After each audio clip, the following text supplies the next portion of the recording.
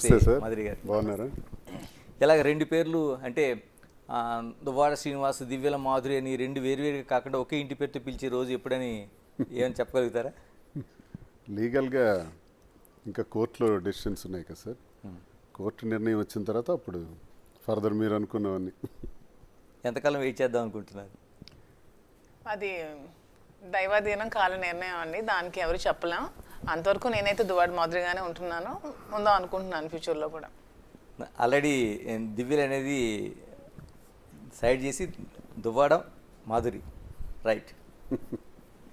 First ముందుగా అంటే ఆయన పాలిటిక్స్లోన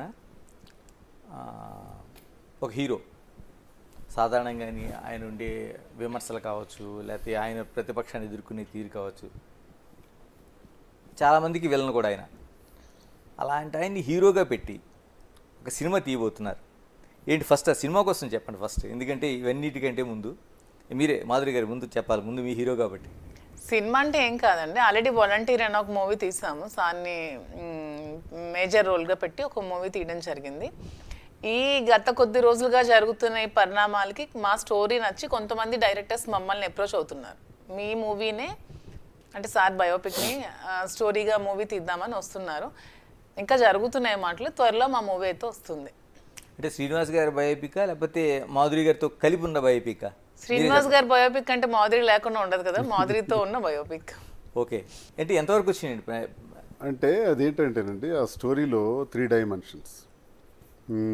ఒక మధ్యతరగతి కుర్రాడు, ఒక మిడిల్ క్లాస్ బాయ్, ఏదో ఒక ఉద్యోగానికి వెళ్ళిపోయి జీవితం అయిపోయింది అనిపించుకోకుండా ఒక ఉన్నత స్థాయికి వెళ్ళాలి అని అనుకుని తీసుకునే నిర్ణయంలో ఆ మిడిల్ క్లాస్ బాయ్ నుంచి ఉన్నత స్థాయికి ఎదిగే వరకు పడే కష్టాలు, ఒక 25 సంవత్సరాల సుదీర్ఘమైనటువంటి ఒక యజ్ఞం, ఎన్నో కష్టాలు, ఎన్నో ఒడిదుడుకులు, అప్ అండ్ డౌన్స్, పడి పడి పడి ఒకవైపు వ్యాపార సామ్రాజ్యం, ఈ రెండు అధిగమించుకుంటూ మీదకి వెళ్ళటం చాలా కష్టం.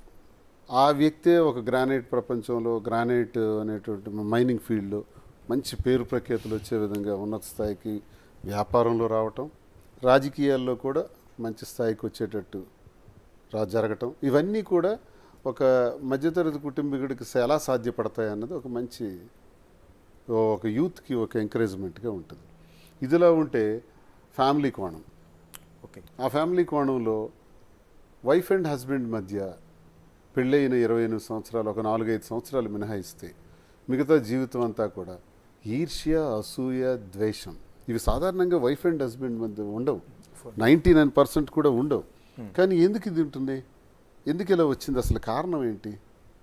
అసలు ఇలాంటి ఈగోస్ ఏంటి? వైఫ్ అయితే ఏంటి, హస్బెండ్ అయితే ఏంటి, కుటుంబంలో ఎవరైనా బాగుండాలి, కానీ ఎందుకు ఇలా వచ్చింది అన్నది ఆ కుటుంబంలో జరిగేటటువంటి సంఘర్షణ, అదో కోణం.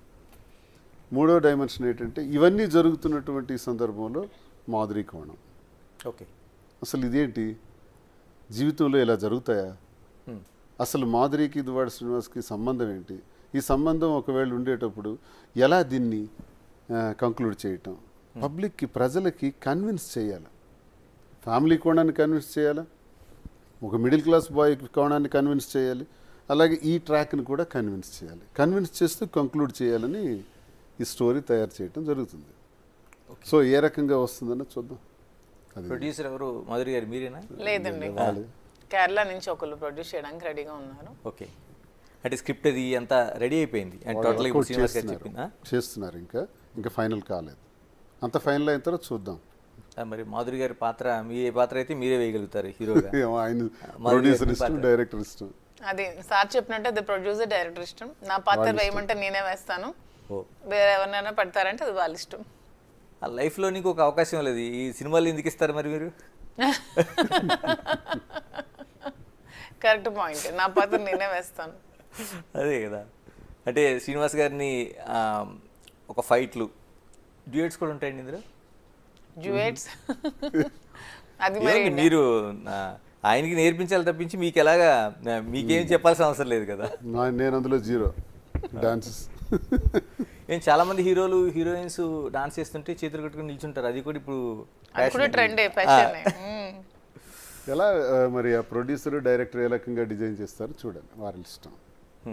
శ్రీనివాస్ గారు మీ సినిమాది అంటే ఒరిజినల్ కథలోంచి అంటే డైరెక్టర్ ఎవరైనా చూస్తున్నారా ఇంకా ఎవరైనా వచ్చే వాళ్ళే చూసుకుంటున్నారు సార్, వాళ్ళే టీం రెడీ అవుతున్నారు వాళ్ళల్లోనే. అంటే యూత్ బ్యాచ్, ఓకే. పెద్ద ప్రామినెంట్ డైరెక్టర్స్ పేరున్న వాళ్ళు కాదు, యూత్ వింగ్స్ వాళ్ళంతా ట్రై చేస్తున్నారు. అంటే వాలంటీర్ అనేది వేరే మీరు తీశారు కదా ఒక సినిమా వాలంటీర్ అనేది కంప్లీట్ గా పొలిటికల్ Political మూవీ. movie. అంటే జగన్మోహన్ రెడ్డి గారు ప్రవేశపెట్టిన పథకాలను చూపించాలని వాలంటీర్ మూవీ అనే ఒక మూవీ తీసి అది ఎలక్షన్ ముందు రిలీజ్ జగన్మోహన్ చేయడం రెడ్డి జరిగింది. గారు ఏ కాన్సెప్ట్తో రాజకీయాల్లోకి రావడం జరిగింది, వచ్చిన తర్వాత ఆయన పరిపాలన ఎలా ఉంది, మళ్ళీ ఆయన్ని ఎందుకు ఎన్నుకోవాలి, మళ్ళీ ఆయన్నే ముఖ్యమంత్రిగా ఎందుకు చేయాలన్న కాన్సెప్ట్తో వాలంటీర్ తీసాం. అందులో నేను క్యారెక్టర్ చేశాను. అది కొంచెం రిలీజ్ చేయడానికి ఇబ్బందులే, పొలిటికల్గా సెన్సార్ ఇవన్నీ ఇబ్బంది వచ్చింది. యూట్యూబ్ ఛానల్స్లో ఓటీటీ ప్లాట్ఫామ్లో రిలీజ్ చేశాం. ఇప్పుడు మీ రియల్ లైఫ్ స్టోరీ ఒకటి ఉంది అంటే యూత్ లీడర్ దగ్గర నుంచి ఇప్పుడు మాధురి గారి వరకు జర్నీ, పేరేమైనా పెట్టారండి సినిమాకి? లేదండి, వాళ్ళ ఒక 4 టైటిల్స్ అనుకున్నారు. 2024 లవ్ స్టోరీ 2020 అని ఒకటి, దువ్వాడ శ్రీను మనసు దోచిన మాధురి అనేది ఏదో ఒక టైటిల్ రెడీ చేశారు. ఓ దువ్వాడ శ్రీను మనసు దోచుకున్న మాధురి అదొకటి tagline. ఇంకేదో ఒకటి చేశారు, ఆకాశంలో 7 రంగులు. ఓకే. అంటే ఇంద్రధనుస్ లాగా ఏ నడుస్తున్నాయి, అంటే అన్ని colours ఉన్నాయి ఏది ఫైనల్ మా చేస్తారో స్టోరీలోనే. తెలియదు. మీకు అంటే ముందుగా many happy returns of the day. ఎందుకంటే మీ లైఫ్లో ఏం పుట్టినరోజులు ఎన్ని చేసుకున్నారో తెలియదు, కానీ మాధురి గారు చేసిన పుట్టినరోజు మాత్రం మీకు లైఫ్ లాంగ్ గుర్తుండిపోయే పుట్టినరోజు అనుకుంటా. చాలా బాగా చేశారు. I felt very happy. ఈర్ష్య అసూయల మధ్య జరిగే ఇన్నాళ్ల పుట్టినరోజుల వేడుకల కన్నా ఈరోజు జరుపుకున్నవి, ఈ మధ్య నవంబర్ 4 జరుపుకున్నవి సంతోషంగా అనిపించింది నాకు. అందుకని మీకు ఒక కష్టమైన ప్రశ్న అడిగాం అనుకుంటున్నాను. మాధురి గారి పుట్టినరోజు ఎప్పుడు, ఎంత గ్రాండ్గా చేయాలనుకుంటున్నారు? డిసెంబర్ 12. ఓ, నేను ముందుగా ప్రిపేర్ చేశారా లేకపోతే గుర్తుపెట్టుకున్నారా? మీరే కదా ఇప్పుడు అడిగారు, అసలు క్వశ్చన్ అడుగుతారని కూడా మాకు తెలియదు కదా. మీరు అడిగిన క్వశ్చన్ కదా అంటే ఇప్పుడే నెక్స్ట్ మంత్. ఓకే. నాది నవంబర్, తంది డిసెంబర్. అంటే ఆ రోజున మేము ఆ యూట్యూబ్లో అప్లోడ్ చేసినవన్నీ చూసాం. చాలా గ్రాండ్ గిఫ్ట్ మీకు. అంటే ఆవిడ ఇచ్చిన బహుమతితో పాటు ఆ చుట్టూ అరేంజ్ చేయటం కావచ్చు, మిగతా వాళ్ళందరినీ పిలవడం కావచ్చు, మిమ్మల్ని వెల్కమ్ చెప్పడం కావచ్చు. మరి మీరు ఎలా ప్రిపేర్ అవుతున్నారు? నేను నా పేరు చెప్పి తనే అన్ని ప్రిపేర్ చేస్తాను సార్, నేను అలా నిల్చుంటాను. ఏదో సరదాగా ఎంటర్టైన్ చాలా కాలం అలా నిల్చునే తప్పు చేశారేమో.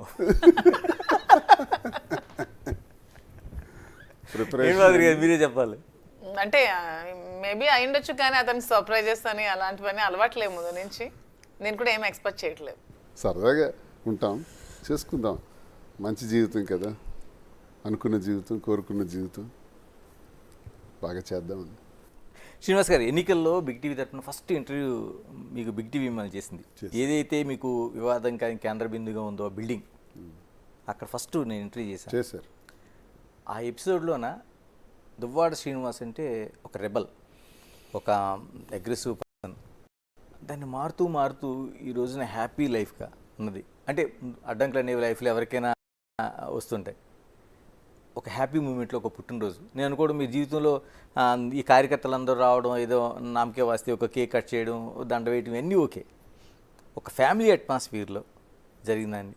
ఆ లైఫ్ చేంజెస్ అనేవి చూస్తే ఏమనిపిస్తుంది మీకు? ప్రేమతో పుట్టినరోజులు ఎప్పుడు జరగల నాకు. మీరు అన్నట్టు అంతే. నవంబర్ 4 ఆ ముందు రోజు నుంచే కార్యక్రమాలు స్టార్ట్ అవుతాయి. అంటే క్యాడర్ చేస్తారు, ఓకే. కార్యకర్తలు వస్తారు, స్టేజ్ డయాస్ వేస్తారు, మ్యూజిక్లు పెడతారు, డ్యాన్సులు పెడతారు, ప్రజలు వస్తారు పోతారు. కొన్ని వేల మంది ప్రజలు ఆ రోజు రావటం అన్నది నాకు ఆనవాయితీ. వచ్చి కలిసి కనీసం 10,000 మంది వస్తారు ఎవ్రీ బర్త్డేకి, ఎంటైర్ కాన్స్టిట్యున్సీ నుంచి చుట్టాల మంది. వైడ్ పబ్లిసిటీ, ఇదంతా పార్టీ పరంగా జరుగుతుంది, రాజకీయంగా జరుగుతుంది, కార్యకర్తలు లీడర్స్ ద్వారా జరిగేవే నేను చూశాను ఇంతవరకు. కానీ ఇంట్లో ప్రేమతో జరగడం అన్నది నేను ఎప్పుడు అబ్జర్వ్ చేయలేదు. మా ఇంట్లో ఎప్పుడు ఘర్షణ పరిస్థితే సార్, ఈ ఈగోస్ మధ్య నడుస్తుంటుంది వ్యవహారం.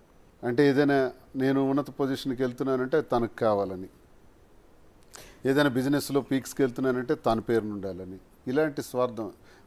ఎలా ఉండాలంటే ఎవరైతే ఏంటి, తనైతే ఏంటి, నేనైతే ఏంటి, కుటుంబం అది అంతా ఒక కుటుంబం.